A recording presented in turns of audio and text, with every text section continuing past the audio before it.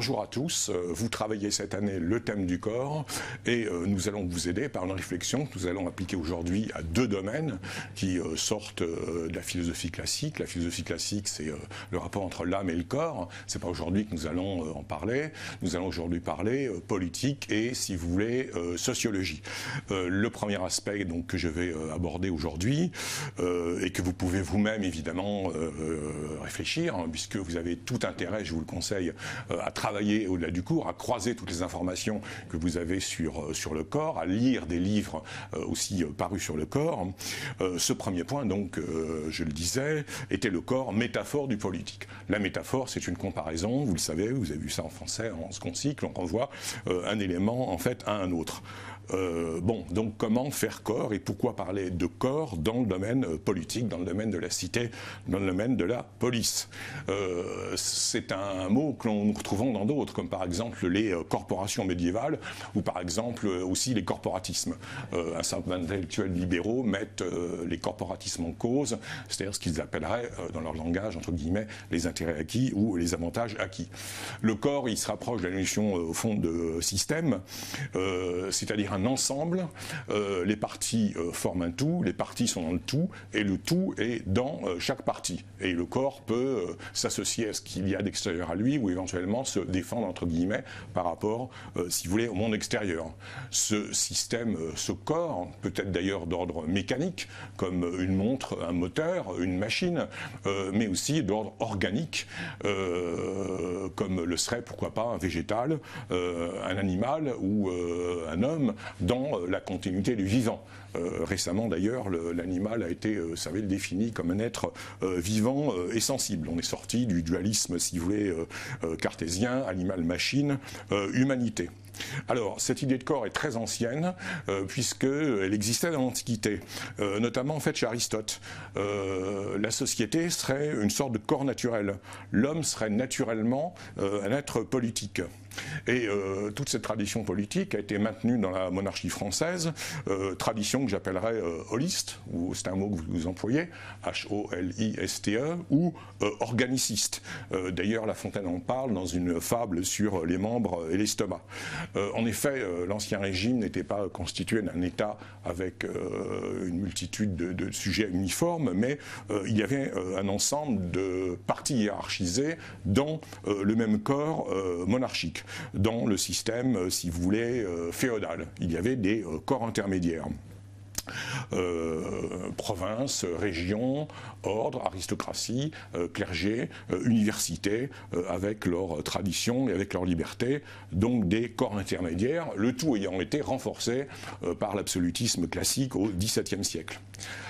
Grande rupture politique maintenant, dont vous avez dû entendre parler sans doute dans le programme de première année, le programme obligatoire, c'est-à-dire la société, le droit et l'État moderne. C'est le renversement politique du XVIIIe siècle, puisque nous passons à ce moment-là, avec les théories du contrat, de l'organicisme antique à ce que j'appellerais, avec Locke par exemple, ou avec Rousseau d'une autre façon, l'individualisme libéral et contractualiste. Les individus, les citoyens vont accepter la loi et s'agréger pour, si vous voulez, faire un corps, pour faire corps. Les volontés citoyennes, les volontés civiles vont créer un corps politique dans le contrat social. Après, l'état de nature, qui pour Rousseau n'est qu'une hypothèse, hein, il faut bien le savoir et ne pas se tromper dans vos copies de concours, et après également l'état social dont Rousseau estime qu'il est défectueux, inégalitaire et tout à fait hypocrite. Alors, ce qui unissait le corps a fini en 1793, c'est-à-dire la tête du roi, le roi est décapité, sa tête tombe, et à partir de ce moment-là, il faut recréer un corps, fonder un corps, et c'est là que nous allons avoir à la fois des institutions, et puis tout un imaginaire politique républicain qui va s'imposer d'abord peut-être avec le thème du serment qui a été utilisé d'ailleurs en fait en peinture, le drapeau et pourquoi pas, je le cite également dans cette intervention que vous pourrez lire dans le dossier numérisé d'Espace Prépa prochainement, par exemple la flamme ranimée de la tombe du soldat inconnu ou le corps sacré de la patrie. l'éducation républicaine, avant 14, était telle qu'on voulait former les jeunes dans un esprit républicain pour qu'ils aillent, s'ils voulaient, se battre aux frontières. Évidemment, dans ce corps républicain est lié à la démocratie, mais il y aura un débat que nous n'allons pas aborder ici, entre ce qui serait une démocratie déléguée ou bien une démocratie directe. L'idée, on est revenu à la mode, avec un mandat impératif, avec un contrôle direct des citoyens sur la tête et sur ce que fait le corps. Voilà, si vous voulez, pour le domaine politique. Alors, par extension, je peux évoquer aussi ce que j'appellerais des métaphores multiples, parce que cette métaphore du corps va s'appliquer, je dirais, à bien des concepts. En particulier, là on l'a vu en politique, mais nous allons préciser, par exemple, le concept de nation. La nation comme corps, ou aussi le peuple comme corps. Vous savez, il y a les sujets de colle que vous avez peut-être affrontés, l'un d'entre eux ayant été État, nation et peuple. Peuple qu'on a souvent avec une majuscule dans le romantisme républicain de Jules Michelet au XIXe siècle. Alors la nation serait définie en fait comme un corps, mais assez différemment, puisqu'on a une lecture républicaine de la nation comme corps, c'est-à-dire un ensemble auquel on va s'agréger par notre volonté politique. C'est ce que montre Renan dans Qu'est-ce qu'une nation, ou par exemple Michelet, qui est un historien républicain et romantique, effectivement, qui va défendre le peuple comme Hugo et l'énergie vitale du peuple. C'est un grand thème de 1830 et surtout de la Seconde République en 1848. La France serait un corps, si vous voulez, vivant, auquel on devrait adhérer par patriotisme. Je fais référence à un manuel dont vous avez pu entendre parler, dont vos professeurs ont pu vous parler, Le Tour de France par 2 enfants, qui était un manuel à la fois de lecture et d'histoire, d'esprit patriotique, publié à la fin du XIXe siècle par une pédagogue qui montrait 2 enfants faisant le tour de la France, et la France est définie comme un corps divers, harmonieux, sans oublier les colonies. On est aussi dans l'esprit colonial de l'époque, et les différentes parties, diverses, contrastées et harmonieuses, constituent la force de l'ensemble.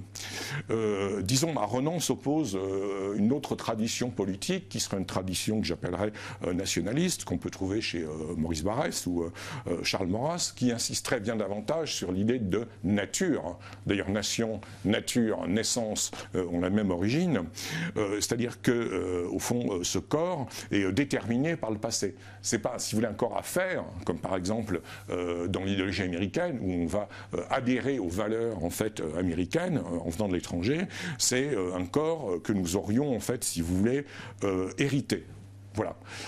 Donc ce sont 2 conceptions, la nation comme corps, mais des corps différents. Un corps à faire et un corps mérité.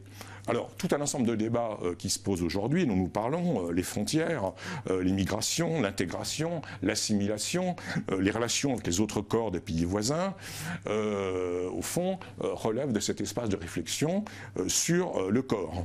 En 1914, on disait que l'ennemi prussien ou l'ennemi occupant aurait souillé le corps de la patrie de son sang impur. Je cite. Voilà. Dans un autre domaine, qui est un domaine parallèle mais distinct, l'économie, le corps est aussi une référence, un paradigme. Certes, l'Antiquité jugeait la politique supérieure à l'économie, mais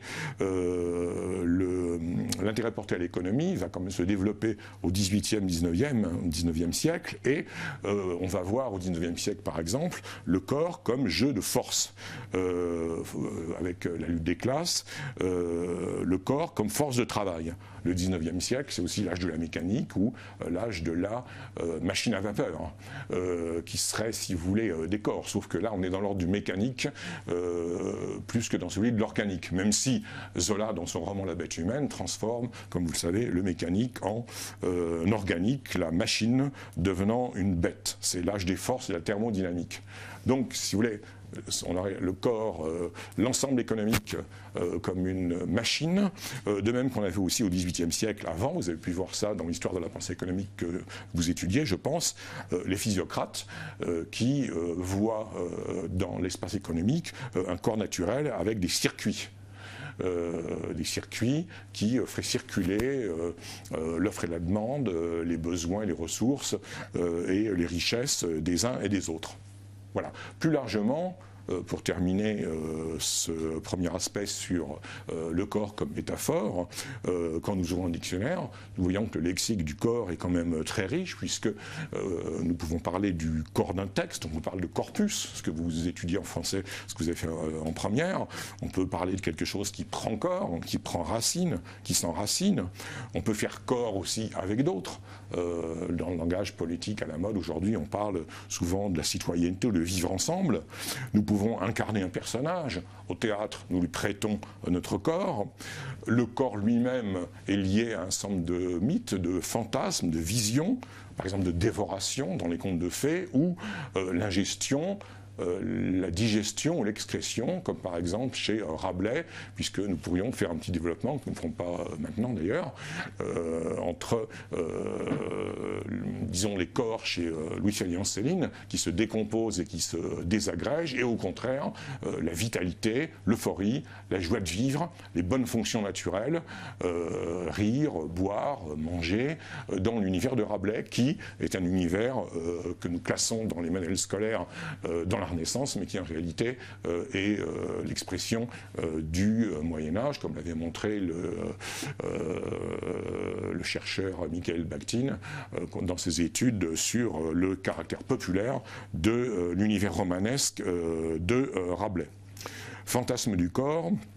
Également, donc j'y reviens pour terminer, dimension organique et dimension mécanique. Zola, d'ailleurs, dans ses romans, joue sur l'un et sur l'autre. Je pense à La bête humaine ou Le ventre de Paris.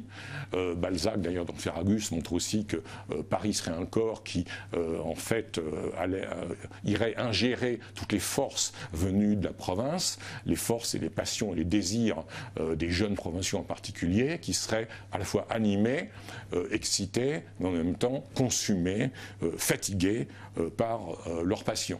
La mine elle-même dans Germinal apparaît comme un corps, puisque le trou de la mine engouffre chaque matin sa ration de travailleurs. Voilà.